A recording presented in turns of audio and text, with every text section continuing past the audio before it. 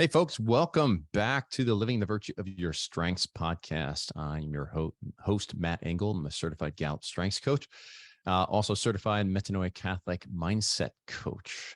Over at Metanoia Catholic, we train and we coach other Catholic coaches, but we also do a lot of coaching inside of our Metanoia Catholic Academy, helping people find their God-given vocation and live it, stay in that zone of grace. And we see Gallup Strengths as really a component of that. If you're not familiar with Gallup Strengths, 34 signature themes, you take the assessment, 177 questions, and you get those signature themes in a unique order. I say unique order because it's statistically impossible, statistically speaking, for you to have the same order of these 34 themes as anybody else on the planet. In fact, even to have your top 5 in the same order is 1 in 33.4 million to 1 or something like that. All right. So what does this mean? We are fearfully and wonderfully made. And what's the goal of Gallup Strengths is to help people to live in these CliftonStrengths, live in their areas of talent, areas of natural giftedness, because that's where we can really make the greatest impact. What do we do with our weaknesses? We lean on the body of Christ. We allow other people to be strong in their areas of giftedness, where perhaps it's not an area of lesser themes or something like that for us. So there's a beauty in this. We're not by ourselves. We're fearfully and wonderfully made, but the body of Christ is made with incredible consideration for drawing us together to be not just ourselves, but be the body of Christ together. Beautiful unifying effect. Last call, we explored the relationship domain. And we looked at that, seeing that motivation of that relationship domain really to rest in communion. All right. We look back on just our Catholic anthropology, which we'll do our quick review of that anthropology and John Paul II's personalism as well, to kind of lay the backdrop for the vice and virtue conversation we're going to have on this. That's something we do uniquely on this podcast. We talk about the way that our strengths, our talents, our signature themes can show up either viciously or virtuously. All right. It's not really a discussion on a lot of the podcasts. You can go to a lot of different places to learn about what the strengths are, the different signature themes are, all right, those talents, what they all mean. But here we want to know specifically, how do we live them virtuously? Because it's not about just having success here on this side of heaven. It's about resting in beatitude ultimately. So we'd like to take in consideration, how do we live in our strengths in a way that is going to set up little milestones for us on the way to our ultimate destination in beatitude. Okay. So on the executing domain, really that's our main focus today, but we're going to be thinking about, what does it mean to lead with this executing domain? If you go to page 1 of your full 34 report, over on the right side, you'll see a little box that says you lead with executing, or you lead with relationship. A little way the algorithm works out. All right. It's a great thing to know in terms of how you operate best in a team. But we also want to look, okay, oftentimes when I'm coaching people and I'm doing some group coaching with this, you can see some a common motivation for people that lead with executing. We want to explore that here today. And then we're going to get into, how does the executing domain, how can it show up virtuously? How can it show up often viciously? And then what are some of the common mindsets behind that virtuous or vicious way that we show up? Again, we invite everybody to be a contributor here. I am not the smartest guy in the room on this. Collectively, though, as the body of Christ, we've got a lot of insights of what it means to live with these domains, especially that executor domain. Let's go into our quick backdrop on the anthropology. So 3 main components when we talk Catholic anthropology, and I give this to lay a bit of a foundation of who the human person is, because virtuously or viciously, it's kind of a contingent definition as to whether or not it's causing us to live as God designed us, according to this Catholic anthropology, or live out of integrity with this Catholic anthropology. So there's 3 main components here. Created in the image and likeness of God. The natural component for that is we have an intellect and a will, and we have freedom. The supernatural component of that is that God became man so that man may become God, right? As we read in the scripture. So our ontological end, or excuse me, our teleological end is to be in union with Father, Son, and Holy Spirit for all eternity. All right. We need to be divinized for this. That's actually what the church teaches. We are called to be divinized. So creating an image and likeness of God, we are not just a bunch of animals, right? That do it like they do on the Discovery Channel. No, we have a far greater dignity than that, right? We're body, soul composite. We have a material body and an immaterial soul. To separate the two is a cosmic obscenity. We call it death. It's a terrible thing. Nobody likes a ghost, a body without a soul, or a soul without a body. Nobody likes a corpse, a body without a soul. There's something that's just off about this. We're repulsed by this. It is repugnant. All right, so we are body, soul composite. We can't separate the two. If we do, or even if we have ideologies that separate the two, we are going to end in error. We are going to end with an abuse of who the human person is. And finally, we're created in an image. We're created male and female. There's a beautiful complementarity here that's inscribed in our maleness and our femaleness. Men, we are men bodily and spiritually. Women, you are women bodily and spiritually. They cannot be separated. You have a spiritual reality that is conformed to the objective reality of your body. This is all part of our Catholic anthropology. John Paul II builds on this where he starts talking about personalism. All right. And 5 things I'd like to highlight in personalism. First of all, he hits the absolute dignity of persons. All right. Never to be treated as a means to an end. Okay. There's something distinct about persons from the rest of creation. All right. The person is capable of self-determination. Every person has a unique personal end and has freedom to choose that end. Okay. So if I want to be a strengths coach, I can go, right. I can't just say I'm a strengths coach, but I can make investments and direct my life to getting certified and getting well practice and becoming a strengths coach so that I can really determine that goal. Right. And so I get to partner with the Lord in some respect, using that free will to be self-deterministic. All right. Self-possession. Persons have an interior life and the ability to be aware of this interior life and have absolute freedom to govern and choose their acts. All right. So we have the ability to be accountable. Self-donation. The self-possession is not meant to be an end in and of itself, but ultimately for us to be a self-gift. Man cannot know himself except through the sincere gift of self, right? We say this a lot. Persons are made for communion. Again, standing on that Catholic anthropology of male and female, he created them, and they come to know themselves through communion with one another. All right. Same thing with our strengths. Our strengths aren't meant to be in isolation. Our strengths are made to be a gift to one another. Our weaknesses, again, create a space for somebody to show up and be a gift to us. So this is what we're looking at too. When we're looking at the virtuous use or the vicious use of our strengths, where do we frustrate that communion, that the what we can say, the way that God has chosen to distribute these gifts amongst us is not always equal, right? But it always makes place for a beautiful complementarity that draws us together. There's something beautiful that. And finally here, and this is going to be pretty key in our conversation here, love is the proper response to a person, always, never using somebody as a means to an end. John Paul II would talk about this. The opposite of love is not hate. The opposite of love is to use somebody as a means to an end.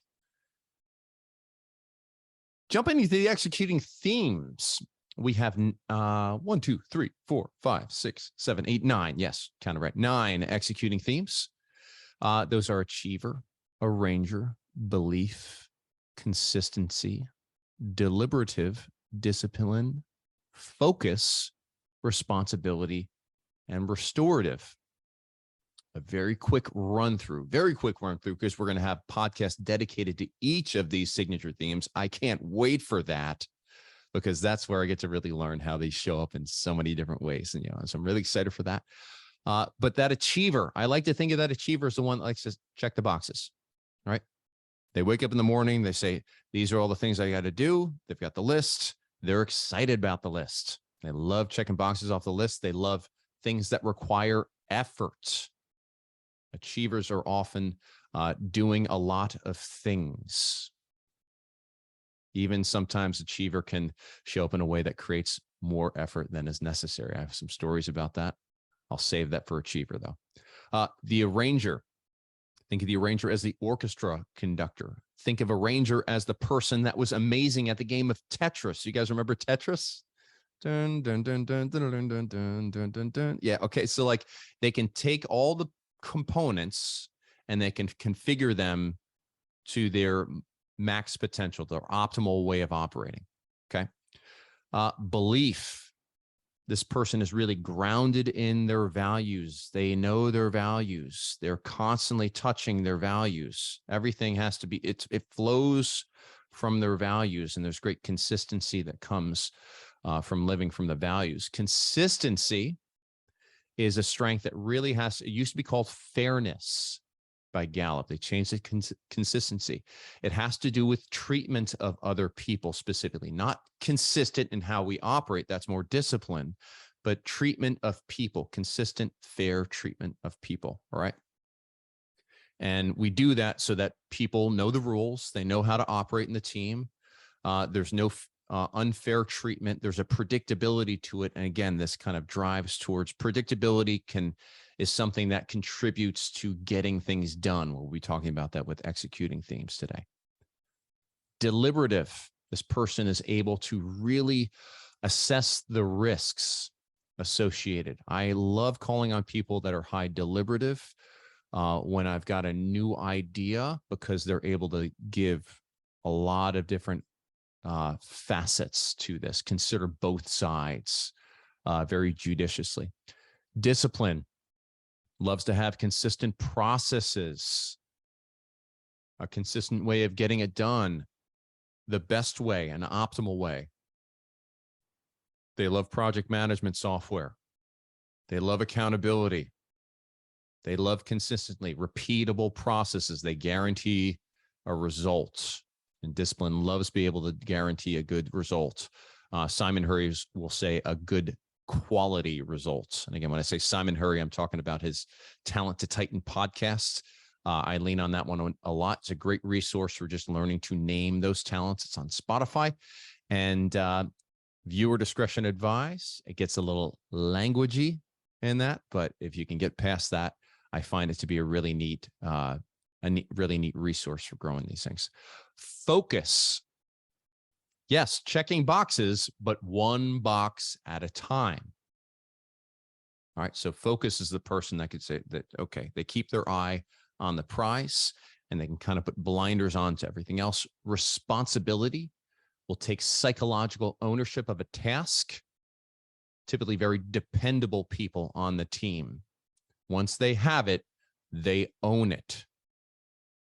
And finally, restorative. These are the people that love solving problems. Sometimes they just love finding problems, but they just love looking at the problems in a situation. And again, can be very helpful people to have on a team, especially when you need to be assessing risk. Okay. I want to turn it over to you guys now. I want to know, you people that are high in the executing domain, or maybe you're not high in executing domain. Maybe you just like rub elbows with people in the executing domain, or you notice something about you know, the people in the executing domain. I want to get down to the primary motivations, because again, when we start to understand people's motivations, it goes back to John Paul II's personalistic norm, right?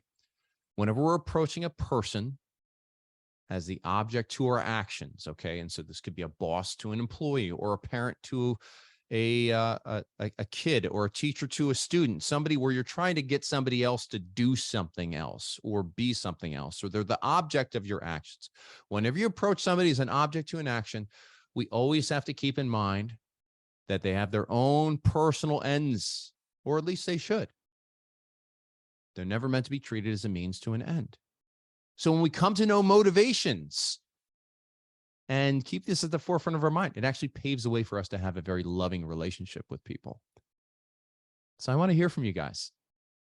I can certainly lend some things that drive me. I'm high in achiever. I'm high in restorative. I'm high in discipline.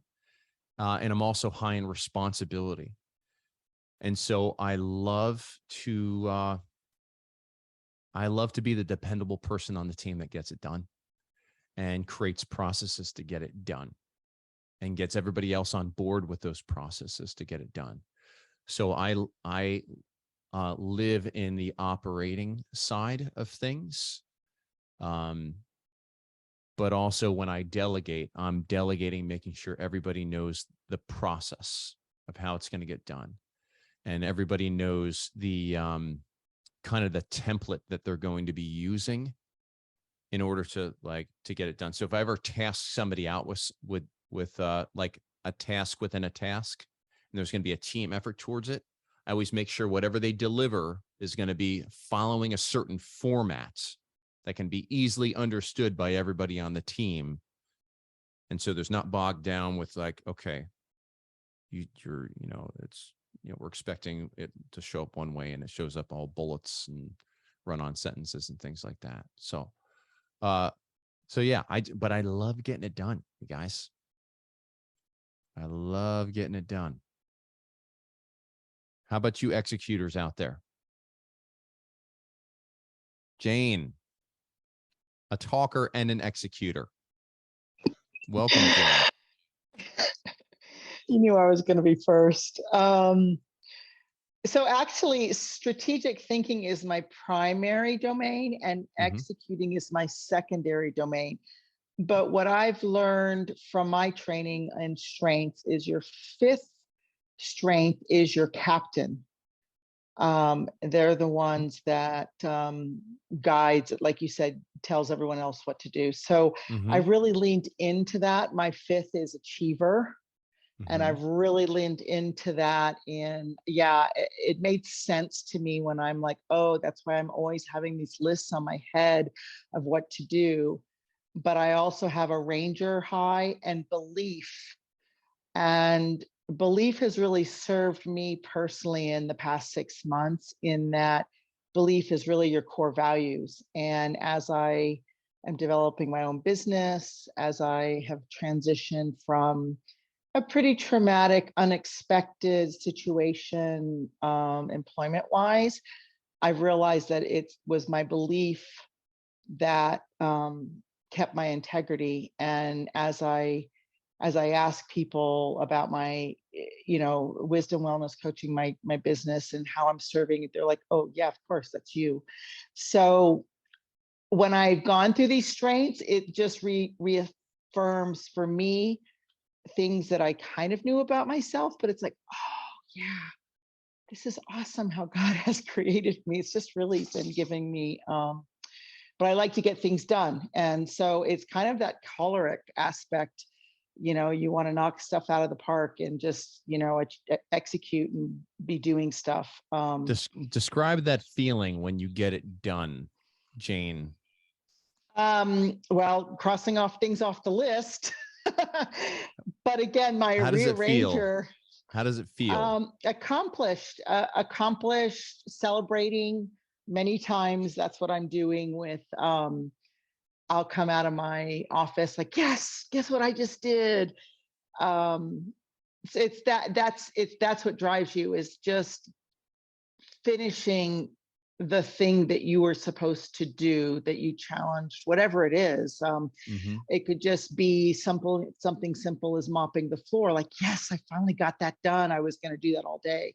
Or it could be something as dealing with my website. Like, yes, I finally figured that out. It's that excitement of like, you accomplished it, you did it.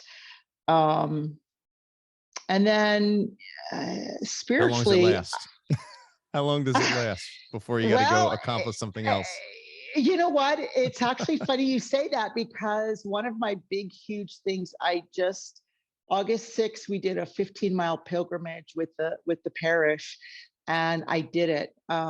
I did have to be in the Jeep to go up this hill. It was the last 2.5 miles, and I had to be in the last mile, but I'm like giving myself grace going up the hill. I walked all the way down, and that accomplishment has served me so much in the past 6 weeks because it's taught me so many goal setting and relationship. There was just so much in there that I'm holding on to. And I think that's what the executor does, is that we can use our past experiences and sit and evaluate.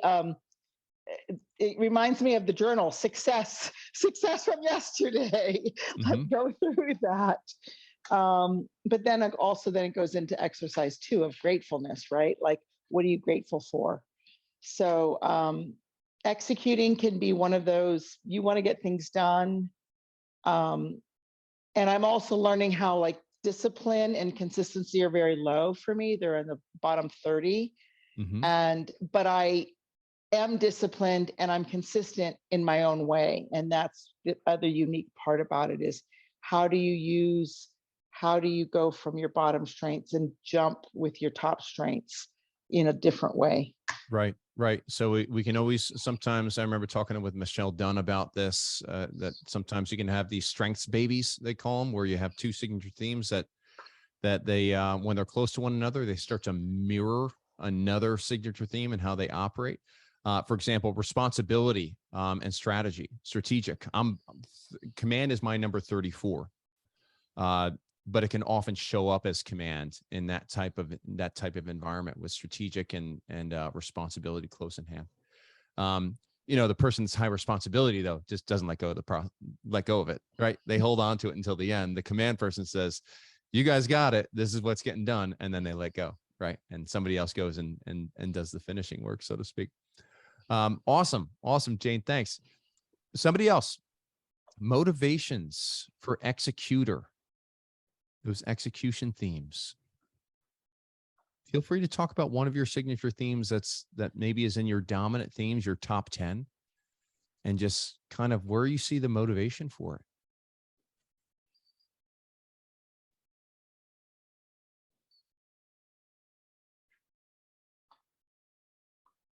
Okay. Well, my top theme, number one, is achiever. And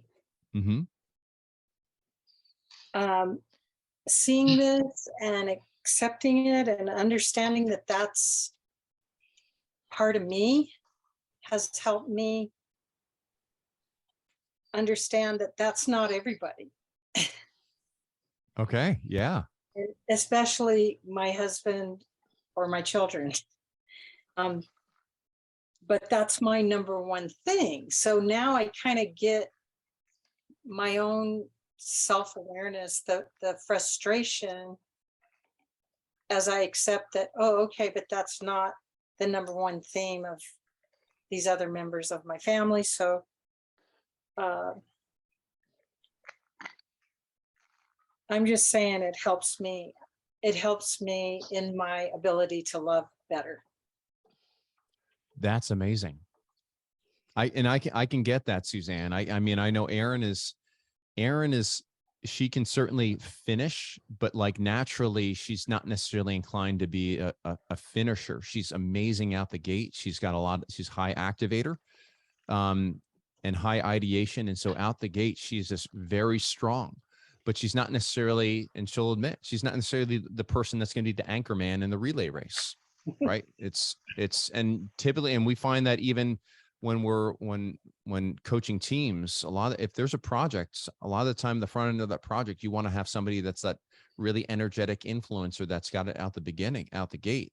But at some point, if you really want to see that thing come to completion, you got to pass it off to an achiever, or you got to pass it off to somebody that's a finisher. If you heard Jane before, she was just talking about finishing the tasks, getting it done. And when that's me, like if I do my Myers-Briggs, I'm a J. Like the J versus the P is kind of what you see here. The P's will just kind of like, it's just about the journey. The J's are like, no, it's about the result. Like, let's get it done here. Right. I'm a J also. Got too. Right. Yep. And so you guys hear me on that. But there's also a lot of the time I like receiving somebody else's vision, especially if they can go so much more there's such creative places that I'm not willing to go because I'm constantly tempering the vision with what I know I'm capable of doing at a given point in time, right? This is where my finisher can often be a killjoy in the brainstorming room, right? It's because all of a sudden my brain I immediately go to operationalizing things. And there's been times where I just have to be like, you know what, you guys either brief me on what we're doing afterwards, or I just have to bite my freaking tongue the whole time during the thing. Is I just want to be like, well, it's not realistic because blah, blah, blah, blah, blah. But again, that's part of making space. And like you said, learning to love one another in these different motivations, which kind of comes when we start to recognize our own motivations. It's like, okay, I know I have my motivations. Other people have theirs too, very likely. Great. Awesome. Any other comments before we press on here, folks? All right. Okay. I'm going to throw this out there. I already clicked on this, so maybe you saw it and flash back, right? So last week we were talking, and so it's not going to be much of an unveiling here. So last week we talked about like what the relationships rested in, right? When we say motivates, something that motivates somebody, it's where you ultimately want to rest. Once you get there, you're just like, I don't need to move from here. I am just satisfied with being here, at least for a moment. Relationships, we talked about resting in communion. I want to see how this lands with you guys, okay? So feel free to riff, comments. What do you think? Completion, yeah. Resting in completion. I was going back and forth, and maybe this is like me over spiritualizing it, but like resting in like an incarnation of something, right? Like an incarnational experience, something that is invisible, that is being made complete, visible. Like there's some sort, it's not complete when it's just in the idea phase, but it's complete when it's actually sensible. Like somebody can sense that it's done. It's like we talk about having SMART goals that you can actually measure your progress. They're measurable. You know when you arrive. Well, how do we know that we've arrived at an abstract goal? There needs to be some evidence that can be seen and sensed through our bodiliness for us to know that we have arrived. All right, starting to see the chat come through a little bit. Okay. Yep. So resting in completion. What do you guys like that? But that completion, again, it has to be something tangible, or else it's just there's something that's lacking. Like I think of the scripture, faith without works is dead. Like the faith that we have, if it's real, is made visible in and through our bodies, theology of the body. Like I think of he who began a good work in you will be faithful to complete it in the time of Christ Jesus. Right? I think of thy kingdom come on earth as it is in heaven.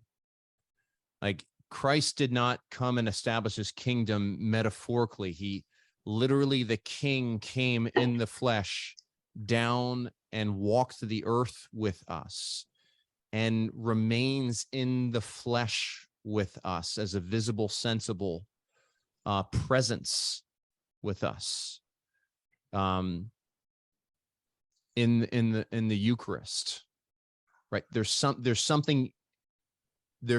don't think we can divorce completion from incarnation. All right, I'm going to create some space for just some thoughts, some run-on thoughts. Like, how's this landing with y'all?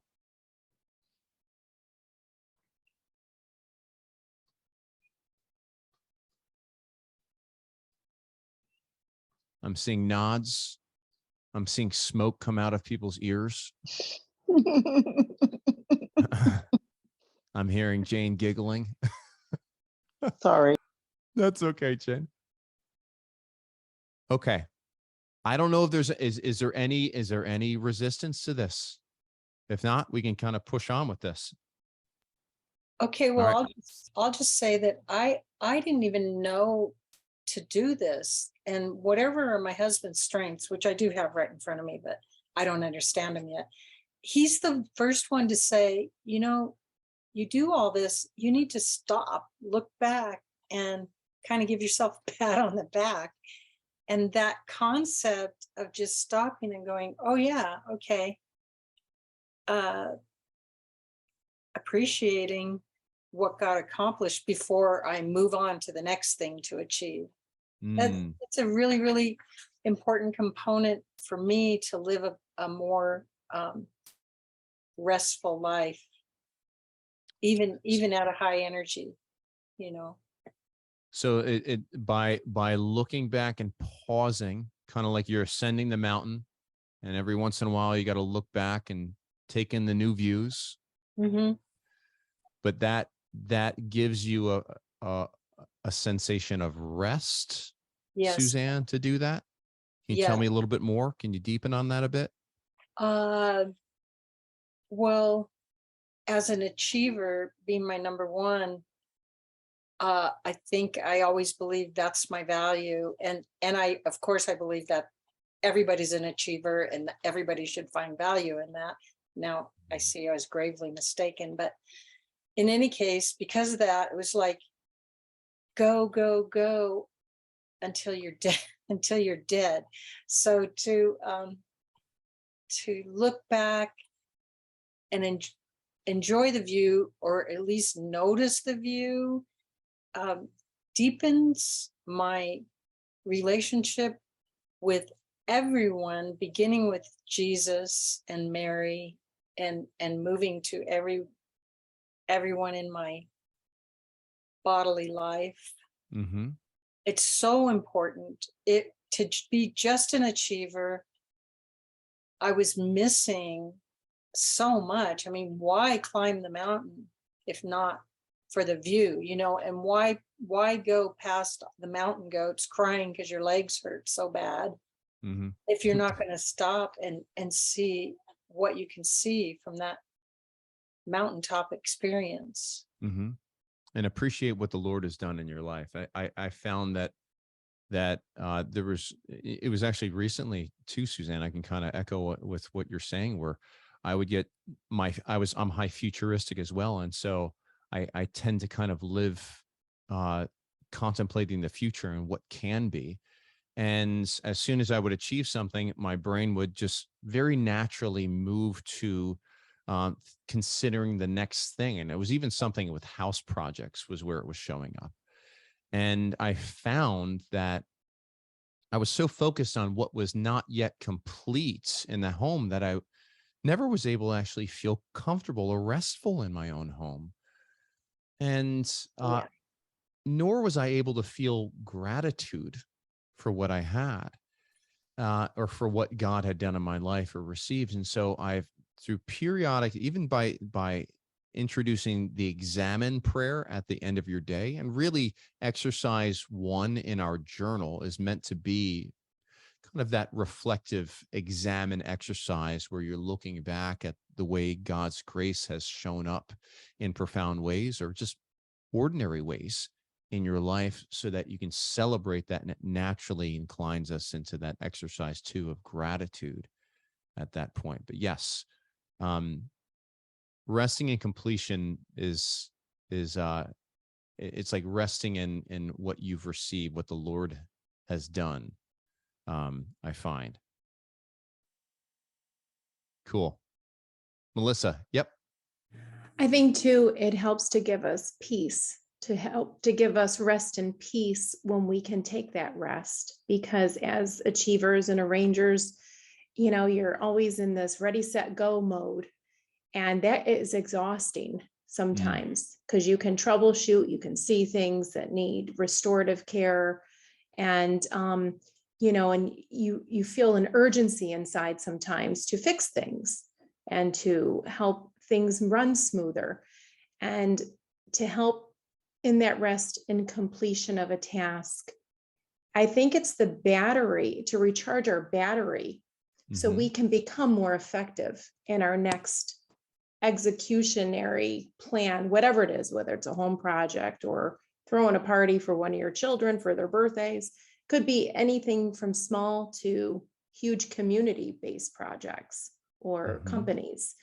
But I think that missed opportunity in being able to rest, to reflect, and to be at peace, I think that kind of robs our spirit and soul of helping us to become, like I said, more motivated for the next project, or having that energy to recharge.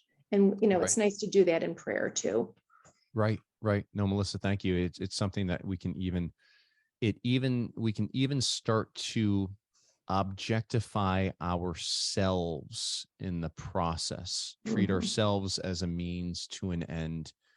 And again, the proper response to the person, John Paul II's personalism, is always love, right? And so are we loving ourselves, or are we treating ourselves as a means to an end? Great segue here, folks. We're going to shift over and talk about the virtue and vice side of things. I switched it up a little bit. And I think, Suzanne, this will probably give a little bit of clarity, because last time I was lacking one of these little areas on the vicious side.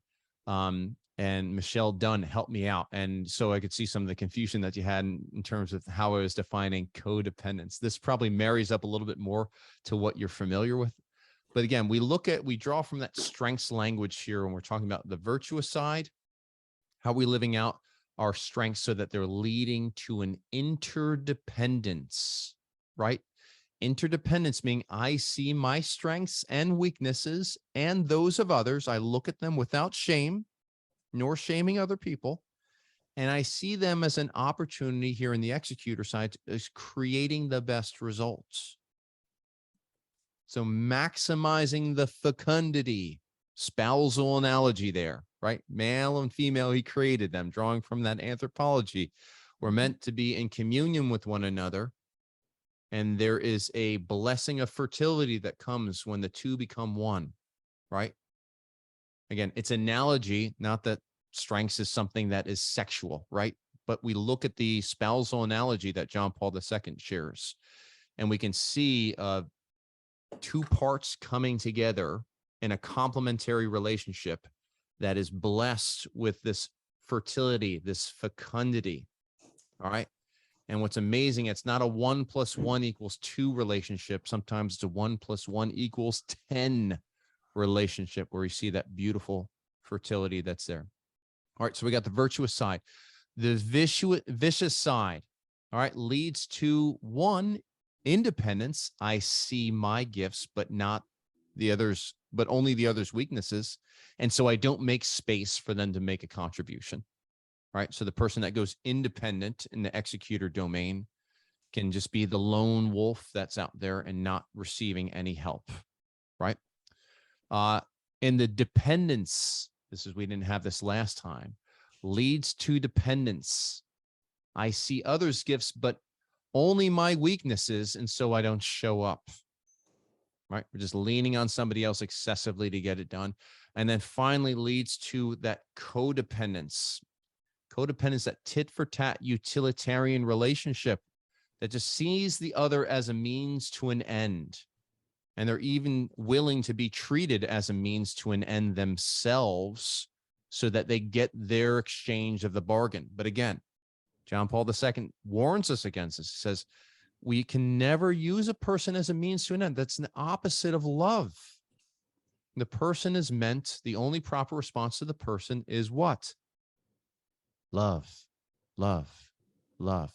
So even if it's a willing exchange, if all we're doing is mutually using one another, that's not a complementary relationship.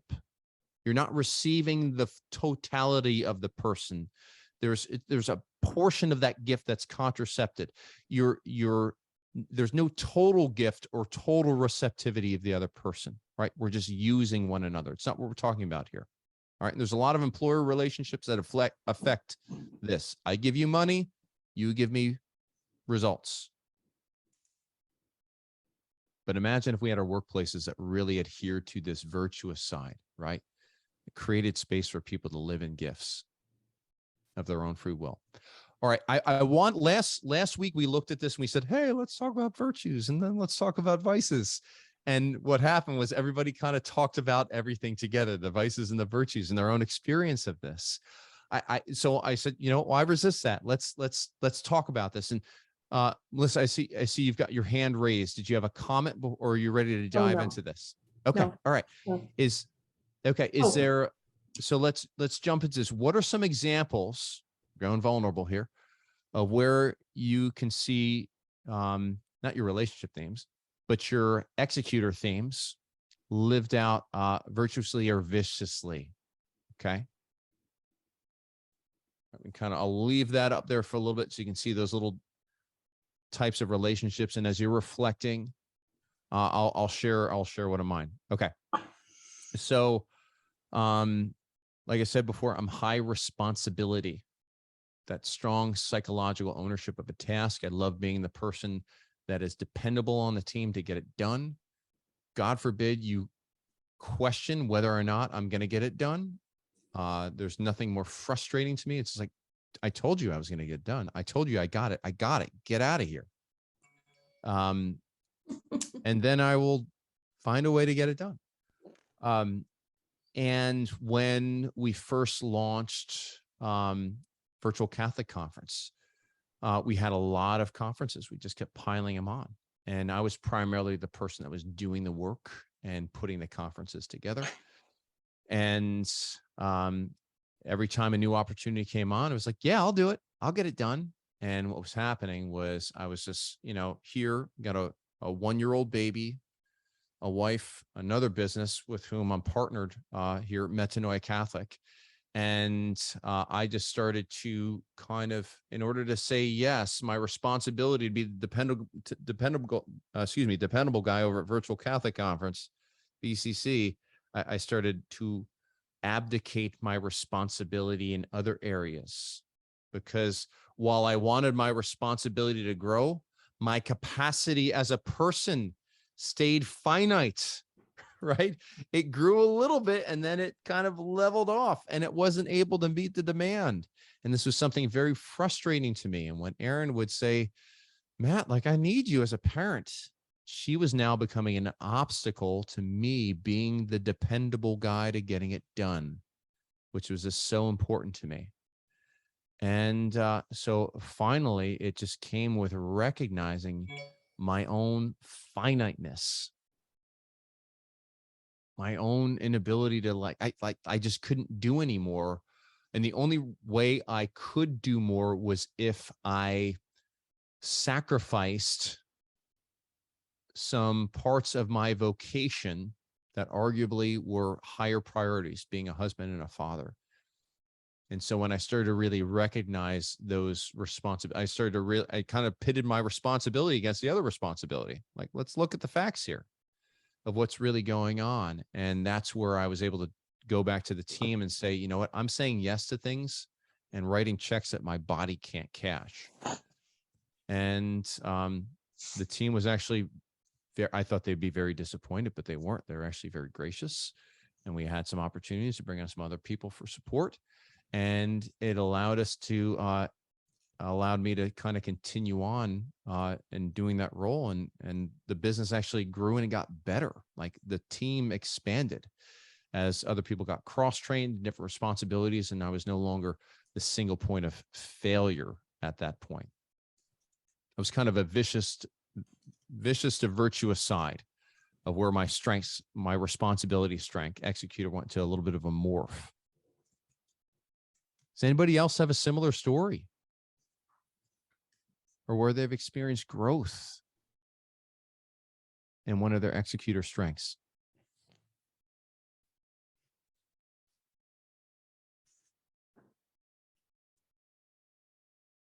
How about the people can laugh at themselves a little bit and be like, yeah, I can see where the vice shows up here too. This is something that I'm working on right now. Well, I could share a little bit. Achiever is my number 10, focus is 11, and then belief is at 13. But I've had achiever shows up, although I don't lead with executing strengths, it shows up pretty strongly. And I've had quite the journey with it, I would say, over time. In my early motherhood, I decided I didn't achieve enough, so I started running because, and I look back now and I see like part of it was like I needed to finish something because so much of motherhood is unfinishable. And it was incredibly frustrating for me. At the time, I had two. They were like, I think 18 months and 2.5 or something like that, or pretty close in age. And man, I got such a high from like finishing races. It was just really exciting. And now I've learned how, it showed up a lot for me in perfectionism, and because my other strengths can also come in the room and like be really demanding. It's like it's impossible. It feels impossible sometimes to juggle the two. So I've learned a lot of what's that book about looking back? I'm not going to remember the name of it. Y'all talked about it, where you're able to look back behind you instead of looking at the horizon that's just never ending. It's like that is Dan Sullivan, Gap in the that's it. Gain. The gap in the game was really influential for me because it helped me to really slow down and see how it was becoming a vice, because I was literally just trampling over everybody in my path. Like my kids just like became these things that were keeping me from completing things, or even myself. Right. No, I mean, but even myself, Yeah. I can look at how I was trampling myself in so many ways. And I've really began to see that from more of like a healing, a woundedness, like what has happened in my life, and that sort of response. But either way, it was a piece of the puzzle that I've begun to be a little bit more aware of, like, oh, I see you. I see what you're doing there, even like focusing in on something. I think you coached me on this last week, like that soda straw view. It's like, I just see the one thing. I just want to zoom in on that one thing, and I can get so hyper focused with that achiever and focus blend, like right there. It's like, no, okay, let's like zoom out a little bit, take a deep breath, see the bigger picture. Yeah. So bringing that to the Lord in prayer, yep. Right? Bringing that to Him, and then allowing Him to really transform that in me, and just being, and not being so ashamed of that being who I am, right? Yeah. Or not who I am, but a part of who I am, like a tendency, a habit to kind of go there. To take that shame away has been really big, and being able to integrate it and see it as a gift as well. Yeah. I mean, everything you just shared there, and folks, this is like why it's so important to consider virtuously living your strengths. And I think Gallup has a really good secular definition of what success looks like. It's where you achieve a desired results together, right, as a team collectively. And even a weakness is like those things that are when you show up as an obstacle to success, right? But here we have success as kind of like our own conception. It's a self-referencing argument versus when we look at always having the motivation to approach the other person in love. And we know that is the touchstone. Now we start to think, okay, what does it mean to live in my restorative in a way that is loving of myself and the other people around me and draws me into a deeper reliance on God? What is a way of living out my belief in a way that is loving towards somebody else, loving towards myself, and draws me into a deeper relationship with God?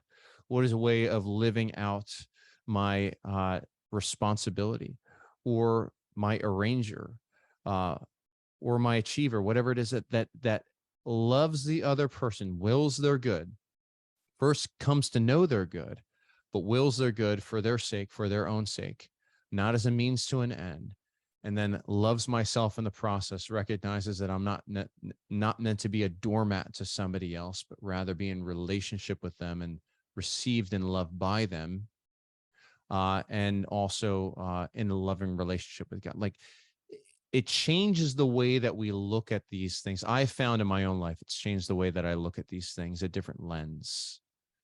And otherwise, we can very easily default to looking people as things, looking at people as things, means to an end. Something I remember learning, even from a neuroscience standpoint, when I was doing research after my own traumatic stress from combat and looking into post-traumatic stress disorder. And not an expert here, but this was something that was still fascinating. I remember reading about this, how there's a systematic shutdown to our brain. And eventually, once we lose some of our higher functioning areas, that prefrontal cortex in our brain, and we're operating more from a reptilian, they call it the reptilian part of our brain, we start to look at other people as objects.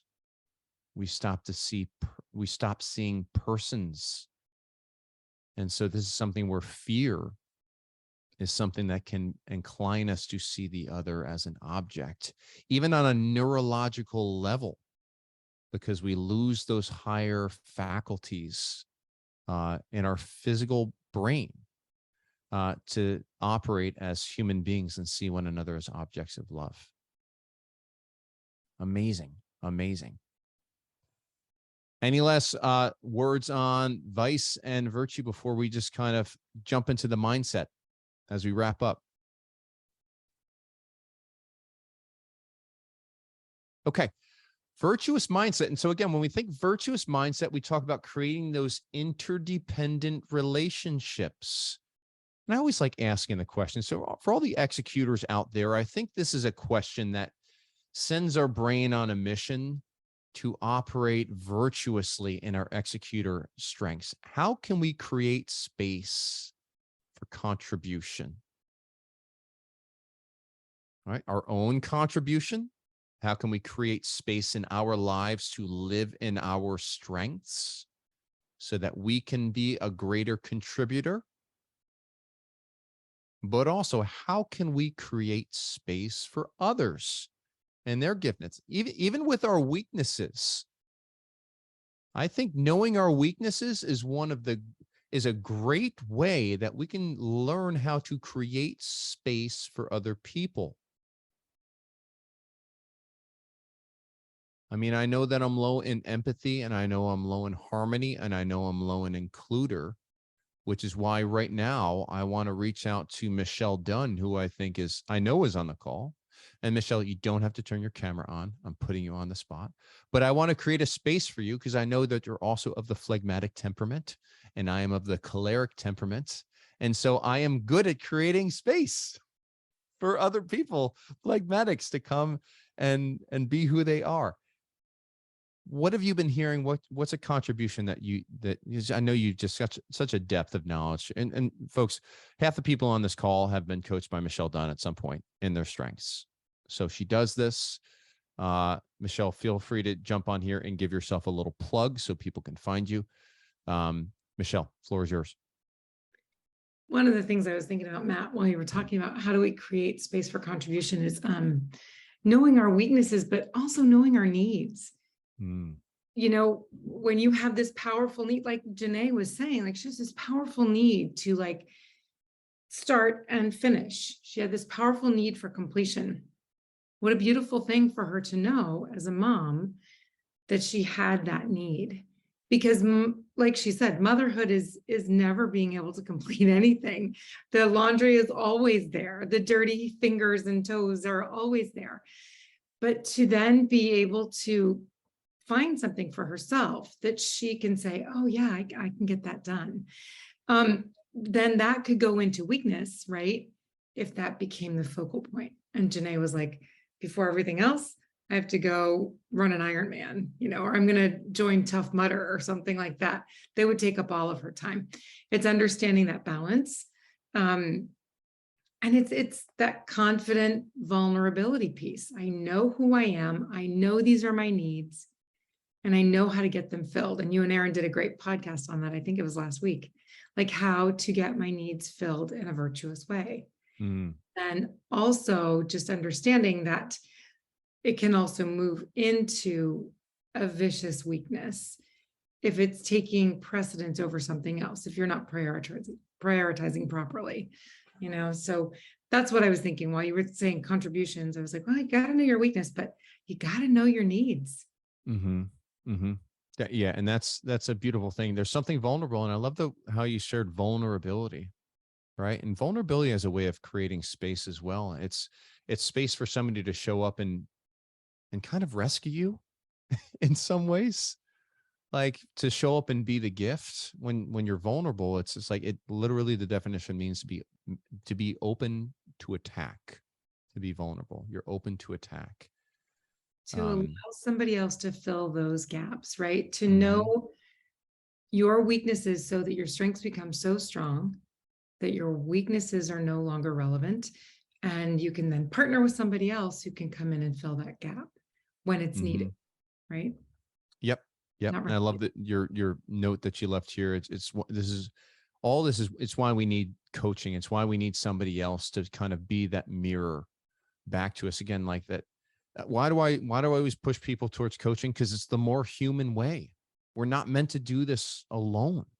We're meant to do this in communion with one another, go through life.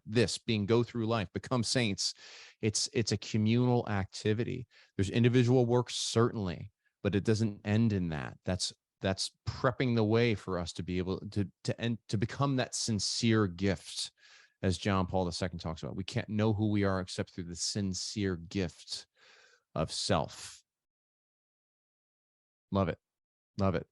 The way these things can often show up on the vicious side, all right, from a mindset standpoint. This one I threw in there, like, no one can do it better than I can. That can certainly throw you into an independent overuse pattern. I don't have anything to contribute here. Can be that mindset that I think sometimes it's almost like a false humility that shows up here. And it's just, I don't know that it's really helpful. I think it inclines us towards dependence. I think it inclines us towards almost like a passivity. Like I'm just a bystander.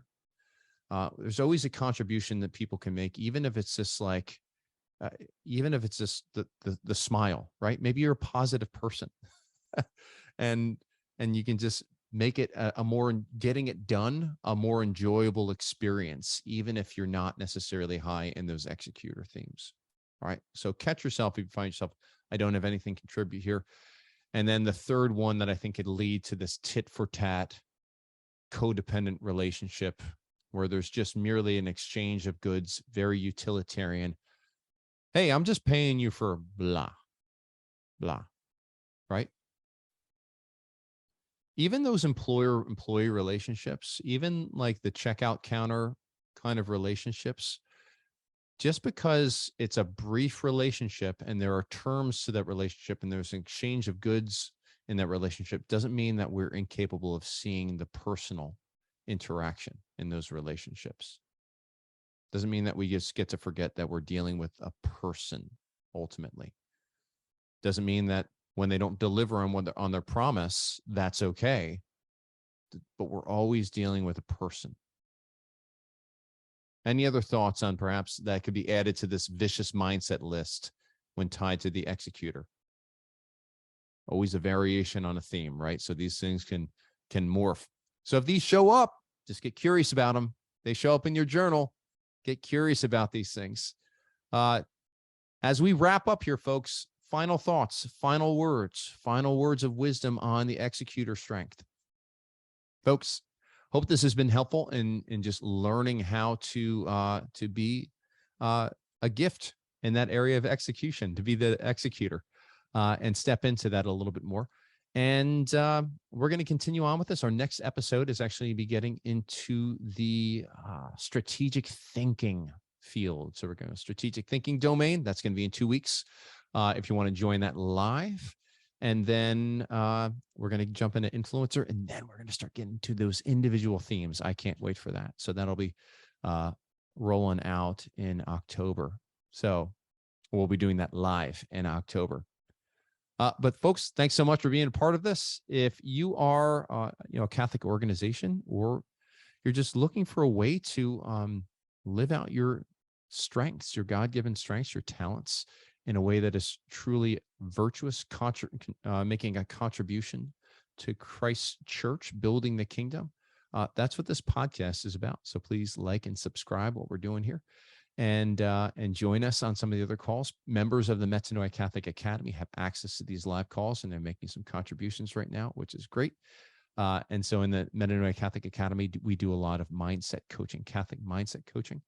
And we stand again on this anthropology, on this philosophy of personalism that we were talking about in the beginning of this podcast.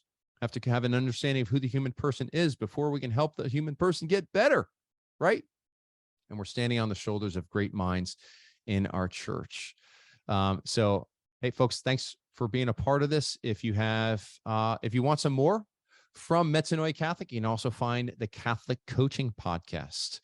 We're about 115 episodes in as we speak, but Catholic Coaching Podcast, where we make Catholic coaching or mindset coaching unapologetically Catholic and just supremely practical as well. So join us over there. Thanks for being with us today. God bless.